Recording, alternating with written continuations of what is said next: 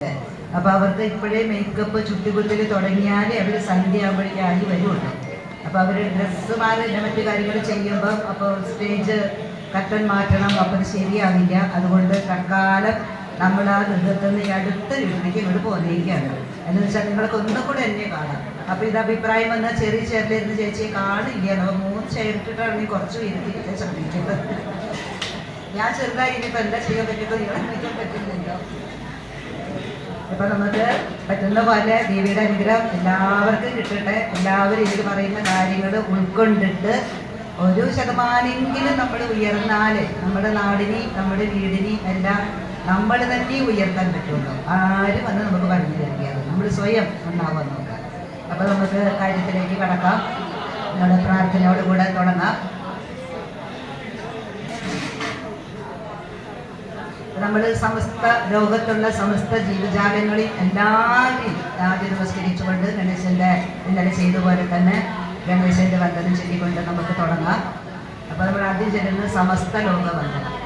ബ്രഹ്മാണം ചൂലപാണി ഹരിയമരപതിം ഭാസ്കരം സ്കന്ദുമിന്ദും വിഘ്നം വന്യതനേശം വരുണമഭിയമാൻ ധർമ്മമാര്യാൻ ഫണേന്ദ്രം ദേവാൻ ദേവി സമേതാൻ കൃതമുനി പിതൃഗോ പക്ഷി നക്ഷത്രയക്ഷാൻ ത്രൈലോകസ്ഥാൻ സമസ്താൻ സകല പരിവൃഢാൻ സർവഭൂതേ നമാമി. ജയ ഗണേശ ജയ ഗണേശ ജയ ഗണേശ പാഹി മാം. ശ്രീ ഗണേശ ശ്രീ ഗണേശ ശ്രീ ഗണേശ രക്ഷ മാം. ഓം ഗം ഗണപതയേ നമഃ. ജയ സരസ്വതി ജയ സരസ്വതി ജയ സരസ്വതി പാഹി മാം. ശ്രീ സരസ്വതി ശ്രീ സരസ്വതി ശ്രീ സരസ്വതി രക്ഷ മാം. ഓം മഹാസരസ്വത്യേ നമഃ.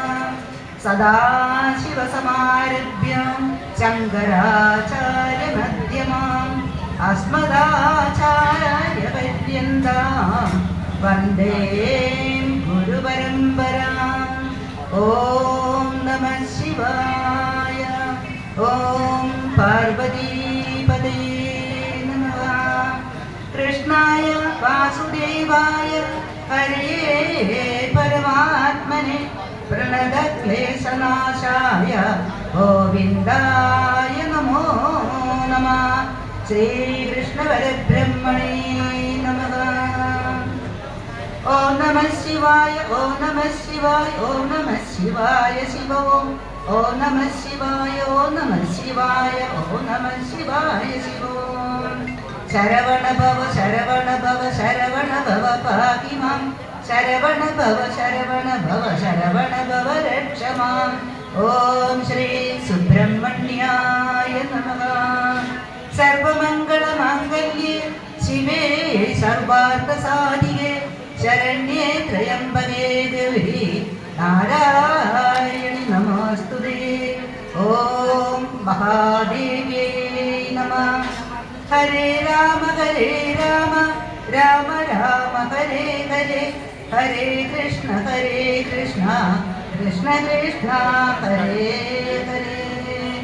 ഓം ശ്രീരാമായ നമഃ. ഓം സീതാപതയേ നമഃ. മനോജവം മാരുതതുല്യവേഗം ജിതേന്ദ്രിയം ബുദ്ധിമതാം വരിഷ്ഠം വാദാത്മജം വാനരയൂഥമുഖ്യം ശ്രീരാമദൂതം ശിരസാ നമാമി.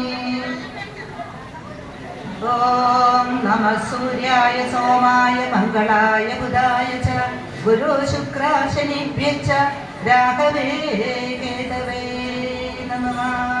ഭൂതനാഥ സദാനന്ദ സർവഭൂതദയാപര രക്ഷ രക്ഷ ബാഹോ രക്ഷ രക്ഷ മഹാബാഹോ ശാസ്ത്രേ തുഭ്യം നമോ നമഃ. സ്വാമിയേ ശരണമയ്യപ്പ.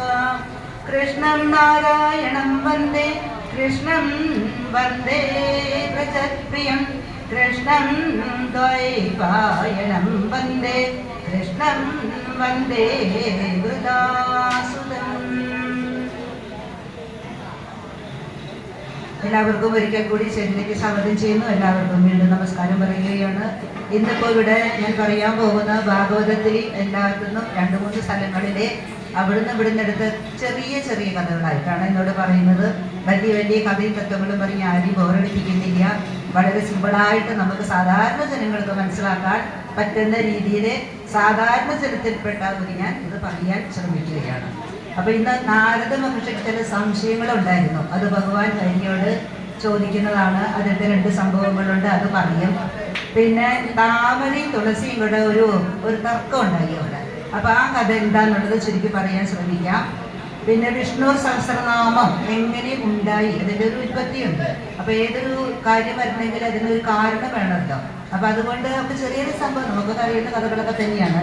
പിന്നെ അന്നദാനത്തിന്റെ മഹിമ, നമ്മൾ എവിടെ പോയാലും എവിടെ ഊട്ട് നടക്കുന്ന അമ്പലത്തിൽ എന്തുണ്ടോ നമ്മൾ പറയും അന്നദാനത്തിന് കൊടുക്കായിരുന്നു.